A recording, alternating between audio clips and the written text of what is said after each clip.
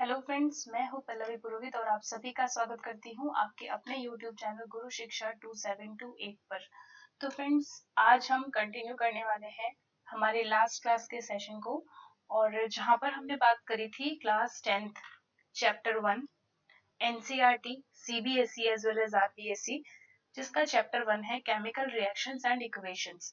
इसके बारे में हम बात कर रहे थे, इसको हम डिस्कस कर रहे थे, हम इसको पढ़ रहे थे और मैं कोशिश कर रही हूँ कि आपको अच्छे तरीके से इसे समझा पाऊँ। तो फ्रेंड्स, अगर आपको कुछ भी वीडियो में अच्छा लगे या आपको कुछ समझ आए अच्छे से, तो आप प्लीज गुरु शिक्षा 2728 को फॉलो करें, सब्सक्राइब करें और बेल आइकन को जरूर दबाएं ताकि नेक्स्ट वीडियो का नोटिफिकेशन आपको मिल पाएगा।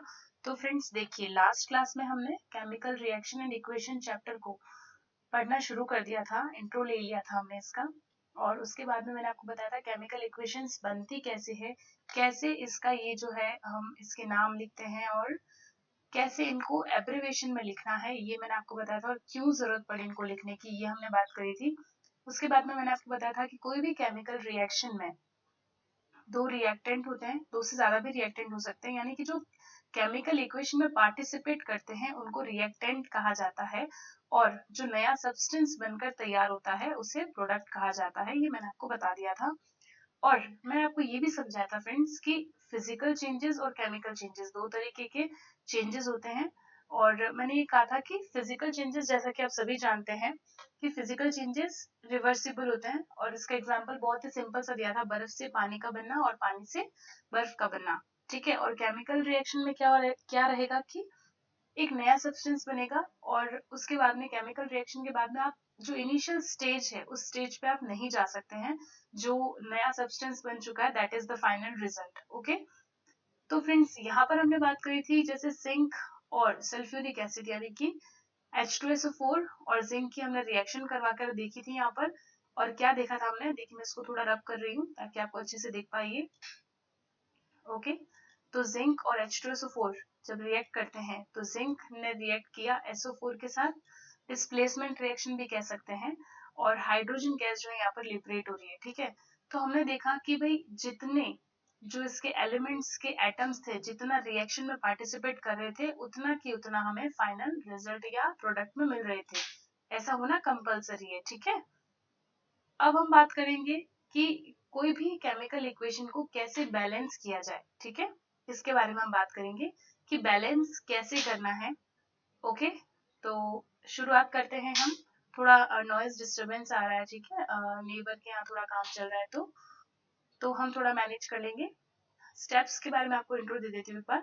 देखिए, सबसे पहले कोई भी बैलेंस करनी है अगर मैं इक्वेशन को, तो सबसे पहले क्या करना है हमको, उसके ऊपर बॉक्सेस बना लेने हैं। ठीक है, तो बॉक्सेस बनाने के बाद में हमको क्या करना है, जैसे हाईलाइट हो जाएगा, जैसे यहाँ पर Fe है, ये आयरन को रिप्रेजेंट करता है, H2O, और इससे बना FeO4, Fe3O4 and hydrogen gas. Okay, तो सबसे बोल रहा है पहले कि आप इनके ऊपर क्या करो कि बॉक्सेस बना लो। ठीक है, ये बॉक्सेस बना लो, बॉक्सेस से क्या हो जाएंगे, एक बार हाईलाइट हो जाएंगे और आपको पता रहेगा कि मुझे किसके ऊपर काम करना है।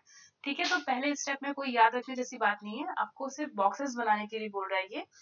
उसके बाद हम बात करेंगे स्टेप सेकंड की, जिसमें हमें बोल रहा है कि हमें नंबर ऑफ एटम चेक करना है। ये सबसे इंपॉर्टेंट प्रोसेस है फ्रेंड्स। हमें जैसे देखिए Fe है, तो देखिए ये जो टेबल है ये हमें बता रही है रिएक्टेंट के अंदर कितने केमिकल्स हैं, कितने एलिमेंट्स है, सॉरी। तो देखिए Fe है, स्टार्टिंग में कितने लिए थे, Fe का 1 था, बिल्कुल 1 है, लेकिन जब हमारा फाइनल प्रोडक्ट बना आफ्टर द रिएक्शन, तो Fe के कितने एटम्स आ गए यहाँ पर, 3 आ गए। फिर हाइड्रोजन की बात करते हैं, तो हमें यहाँ पे नंबर ऑफ एटम्स को मैच करना है कि जैसे रिएक्शन से पहले हाइड्रोजन के 2 थे और आफ्टर रिएक्शन भी हाइड्रोजन के एटम्स कितने हैं, 2 ही हैं। ठीक है, अब हम बात करते हैं ऑक्सीजन के बारे में। Before reaction it was 1 and after the reaction it is 4। तो देखिए ये इक्वेशन जो है वो बैलेंस नहीं है। तो अब क्या करना है, देखिए पहले स्टेप में हमने क्या किया था, पहले स्टेप में कुछ भी नहीं करना, सिर्फ बॉक्सेस बनाने को बोला इसने। ठीक है, बॉक्सेस बनाने का। सेकंड स्टेप में हमने देखा कि नंबर ऑफ एटम्स को, सेकंड स्टेप हमको क्या बोल रहा है कि नंबर ऑफ एटम्स चेक करो। फर्स्ट स्टेप में क्या बोला था, बॉक्सेस बनाओ। सेकंड स्टेप में बोल रहा है कि एटम्स को आप इक्वेट करो, चेक करो कि before the reaction and after the reaction number of atom same है या नहीं। अगर नहीं है तो थर्ड स्टेप में आते हैं और क्या काम करना है, सी। मैं यहाँ से इसको रीड कर रही हूँ, आप भी ध्यान दीजिएगा, फिर मैं इसको समझाती हूँ आपको. It is often convenient to start balancing with the compound that contains the maximum number of atoms. हमें उसके बारे में बात करनी है सबसे पहले जिसके पास में सबसे ज्यादा नंबर ऑफ एटम्स है. ठीक है, देखिए मैक्सिमम नंबर ऑफ एटम्स. यहाँ पे मैं हाइलाइटर ले लेती हूँ ताकि वर्ड्स छुपे नहीं. हाइलाइटर यहाँ से ले लेते हैं. सी, मैक्सिमम नंबर ऑफ एटम्स किसके पास है. तो देखिए आते हैं नीचे टेबल में, और उससे क्या होगा, देखिए इट मे बी रिएक्टेंट और अ प्रोडक्ट. ये कुछ भी हो सकता है, रिएक्टेंट में भी नंबर ऑफ एटम ज्यादा हो सकते हैं, या फिर प्रोडक्ट यानी कि इक्वेशन की, हमारी जो इक्वेशन है केमिकल इक्वेशन, उसके लेफ्ट हैंड साइड में जहां पर रिएक्टेंट होते हैं. सी, मैंने आपको बताया था कि रिएक्टेंट किस तरफ होते हैं, मैं यहाँ एक बार लिख के बता देती हूँ. ये है हमारे रिएक्टेंट, सपोज ए और बी ने रिएक्ट किया तो इनको क्या कहेंगे हम, रिएक्टेंट. और इनका जो फाइनल प्रोडक्ट बन के आएगा, arrow should be like this. ठीक है, तो यहाँ पर ये जो सी बना है इसको क्या कहा जाता है, प्रोडक्ट. ठीक है, तो ये जो बोल रहा है कि नंबर ऑफ एटम्स जो है वो रिएक्टेंट में भी ज्यादा हो सकते हैं या फिर प्रोडक्ट में भी ज्यादा हो सकते हैं, ये फिक्स नहीं है. ठीक है, तो अब ये बोल रहा है कि जो मैक्सिमम नंबर ऑफ एटम है वो सबसे पहले उसी को उठाना है और उसके बारे में बात करनी है, और उसी क्राइटेरिया को यूज करके हमें इक्वेशन को बैलेंस करना शुरू कर देना है. ठीक है, तो अब देखिए आते हैं हम इस टेबल पे. सबसे पहले देखिए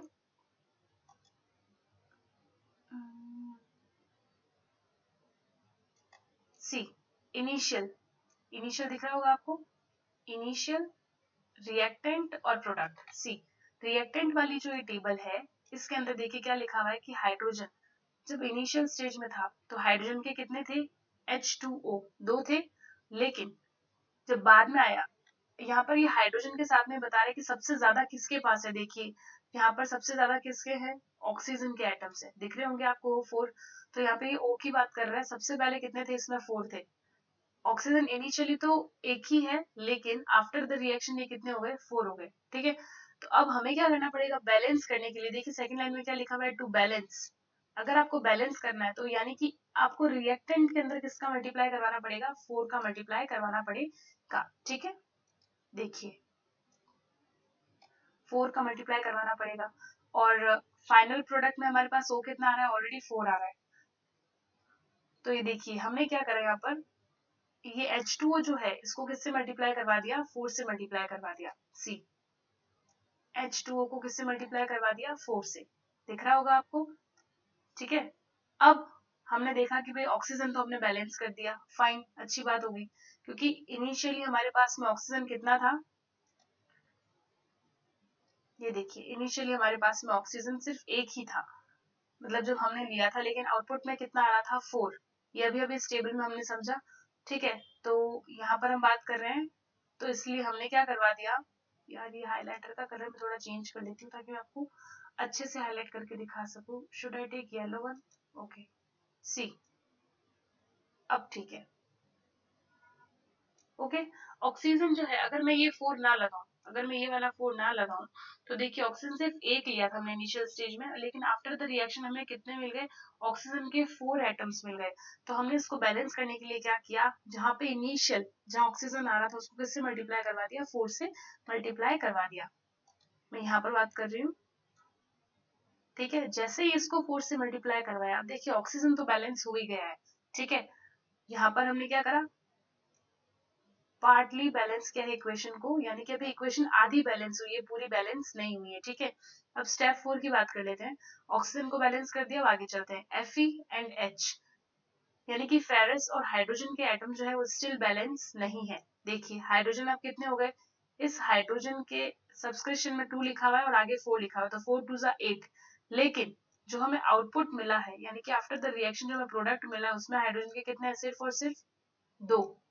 तो यानी कि जब हमने बिफोर द रिएक्शन, जब इनिशियल स्टेज में हमने हाइड्रोजन लिए तो उसके कितने आ रहे हैं, 8 आ रहे हैं, एंड आफ्टर द रिएक्शन ये 2 ही आ रहा है. ठीक है, यानी कि इस 2 को मैं किससे मल्टीप्लाई करवाऊं कि हाइड्रोजन की वैल्यू जो है वो बैलेंस हो जाए.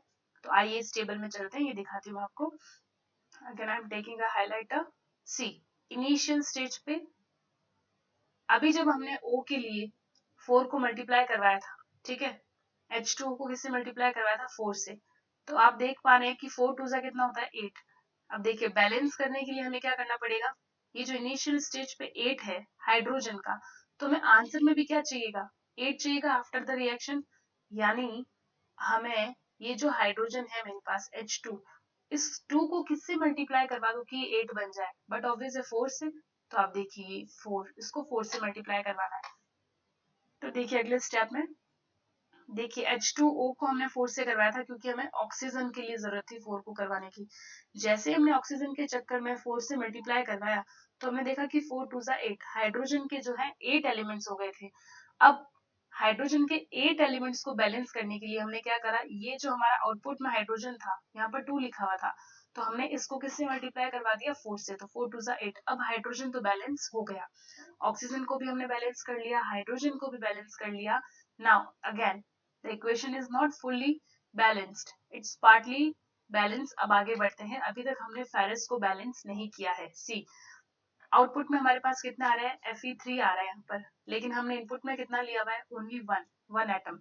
आउटपुट में 3 एटम, अभी भी सेम नहीं है। तो आइए अगले स्टेप में चलते हैं, स्टेप 5 में। Examine the above equation and pick up the third element which is not balanced. जो अभी भी बैलेंस नहीं है और अभी उसको बैलेंस करना रह गया है, तो उसके लिए हम बात करते हैं। सी इनिशियल स्टेज पे Fe कितना है 1, लेकिन आउटपुट में कितना आ रहा है, Fe3, 3 एटम्स आ रहे हैं इसके। तो मैं क्या करूं, इनिशियल वाले को किससे मल्टीप्लाई करवा दूं, अगर मुझे बैलेंस करना है इक्वेशन को, यानी कि इक्वेशन के राइट हैंड साइड और लेफ्ट हैंड साइड में नंबर ऑफ एटम्स को इक्वेट करना है, तो हम क्या करेंगे, जो इनिशियल स्टेज पे ये जो 1 फेरस था, इसको 3 से मल्टीप्लाई करवा देंगे, ठीक है।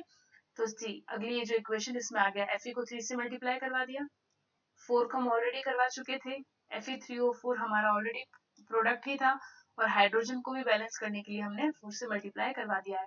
अब जो है ये हमारी पूरी इक्वेशन बैलेंस हो चुकी है। एंड सी जब तक कि इक्वेशन बैलेंस नहीं हुई, ये बॉक्सेस को बना रहा था लगातार, ये ध्यान रखिएगा फ्रेंड्स, लगातार बॉक्सेस बना के रखे हुए थे इसने। और जब ये फाइनल कंप्लीट हो गई है, और देखिए यहाँ लिखा हुआ है बैलेंस्ड इक्वेशन, अब इक्वेशन पूरी तरीके से बैलेंस हो गई है। और बैलेंस इक्वेशन से हम क्या समझते हैं, बैलेंस इक्वेशन से हम ये समझते हैं कि रिएक्शन से पहले, यानी कि जो एरो है, एरो के लेफ्ट हैंड में जो दो रिएक्टेंट है हमारे Fe और H2O, बिफोर द रिएक्शन, इसमें जितने हमने एटम्स लिए थे उतने ही एटम्स हमारी रिएक्शन के बाद में हमें मिल रहे हैं। यानी कि एरो हेड के बाद में हमारे राइट हैंड साइड में जो हमारा प्रोडक्ट मिल रहा है, उन दोनों के number of atoms left hand side और राइट हैंड साइड दोनों में ही सेम है। इसका मतलब अब हमारी इक्वेशन क्या हो गई है, बैलेंस हो गई है। तो आइए मैं इसके नीचे जो पैरा लिखा है इसको एक बार रीड कर लेती हूँ विद द हाइलाइटर। देखिए the number of atom of elements on both the side of equation are equal। अब number of atom हमने क्या कर दिए हैं, equal कर दिए हैं। this equation is now balanced। अब ये equation balance हो चुकी है। and this method of balancing chemical equation is called hit and trial method। इसको क्या कहते हैं फ्रेंड्स, इसको कहते हैं hit and trial method, as we make trials to balance the equation by using smallest whole number coefficient। हम क्या करते हैं, छोटे से छोटा एक होल नंबर का कोफिशिएंट लेते हैं, उसको मल्टीप्लाई करवाते हैं, फिर ट्रायल करते हैं, फिर हिट करते हैं। इसका मतलब इस मेथड का नाम भी क्या रख दिया है, hit and trial method. Okay, अब आखिरी बात, अभी तक हमने सिर्फ इक्वेशन को बैलेंस किया है, अभी हमने ये नहीं बताया कि फेरस किस फॉर्म में है, H2O किस फॉर्म में है ना, Fe3O4 ये किस फॉर्म में है। तो ये हमें लिखना पड़ेगा कि ये कौन से स्टेट में है ना। आपने पढ़ा ही होगा कि सब्सटेंस की 3 स्टेट होती है, लिक्विड, गैस, सॉलिड और एक एक्वेस भी, मतलब कि चौथी स्टेज इसमें क्या आ जाएगी, एक्वेस। एक्वेस में क्या होगा कि कोई भी सब्सटेंस किसके अंदर घुला है, उसमें जो सॉल्वेंट का काम करेगा वो वाटर करेगा, इसलिए उसको एक्वेस सोल्यूशन कहते हैं। ठीक है, तो हम यहाँ से एक बार इसको पढ़ लेते हैं। हमने केयरफुली एग्जामिन कर लिया, does the equation tell us anything about the physical state. अभी देखिए इक्वेशन को बैलेंस तो कर लिया, लेकिन ये हमें फिजिकल स्टेट के बारे में कुछ भी नहीं बता रही है of each reactant and product. ना तो हमारे प्रोडक्ट के बारे में बता रही है, ना ही रिएक्टेंट के बारे में बता रही है। No information has been given in this equation about their physical state. तो कोई भी फिजिकल स्टेट के बारे में हमें पता नहीं चल रहा है। Just a minute friends. Okay, thank you. Okay, तो कंटिन्यू करते हैं। To make a chemical equation more informative, अगर हमें उस केमिकल इक्वेशन को और इन्फॉर्मेटिव बनाना है तो हम क्या करेंगे, उसकी जो फिजिकल स्टेट है वो भी लिख देंगे साथ साथ में, कि भाई ये गैशियस है तो उसके ब्रैकेट में G लिख देंगे, लिक्विड है तो L लिख देंगे, एक्वेस है तो AQ, ये देखिए सभी के यहाँ पे एब्रिविएशंस दिए हुए हैं, और सॉलिड है तो ये देखिए सॉलिड है तो S लिख देंगे, ठीक है। तो ये रही हमारी फाइनल इक्वेशन, और जब इनके साथ में हम इनका फिजिकल स्टेट भी लिख देंगे ना, उससे ये इक्वेशन और क्लियर हो जाएगी कि जैसे ये देखिए Fe है 3Fe, यानी कि फेरस यहाँ पर सॉलिड स्टेट में है, H2O यहाँ पर गैशियस स्टेट में है, Fe3O4 यहाँ पर सॉलिड स्टेट में है, और अगेन हाइड्रोजन गैस जो है यहाँ पर गैस की स्टेट में है, ठीक है। तो note that the symbol G is used with H2O to indicate that in this reaction water is used in the form of steam. इस रिएक्शन के अंदर जो पानी काम में लिया गया है वो कैसा है, स्टीम की फॉर्म में, इसीलिए जो ये H2O है ये वाला, दिस वन, ये जो H2O है इसको स्टीम की फॉर्म में काम में लिया है, इसलिए यहाँ पर इसको गैशियस फॉर्म में लिखा गया है, ठीक है। तो यूजुअली फिजिकल स्टेट जो है वो इंक्लूड नहीं किए जाते हैं केमिकल इक्वेशन को लिखने के लिए, ठीक है, लेकिन समटाइम्स रिएक्शंस कंडीशन पे डिपेंड करता है, सच एज उसका टेम्परेचर, उसका प्रेशर, उसके कैटलिस्ट एक्सेट्रा, राइट।